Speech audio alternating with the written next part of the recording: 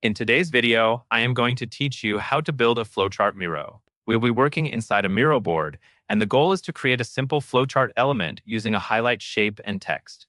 This is a great starting point because flowcharts are built from clear shapes and readable labels, and Miro makes it easy to place and edit both. First, open your Miro board.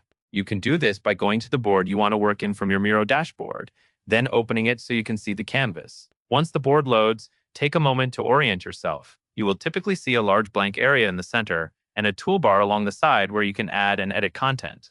If your board already has items on it, you can zoom in or pan around the canvas until you find an open space to build. Next, click on Highlight.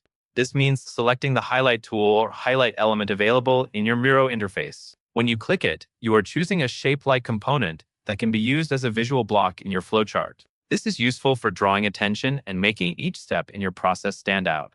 After you select Highlight, place it on the canvas where you want your flowchart to begin. Keep it aligned and leave room around it, because flowcharts usually grow as you add more blocks. Now, type in Highlight. With the highlight element selected, begin typing the text you want to appear inside it.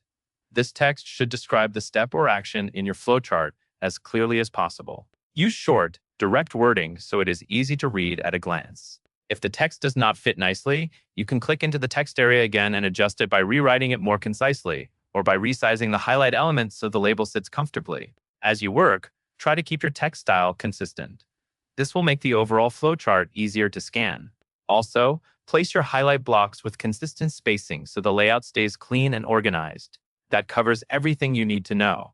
And that is all there is to it.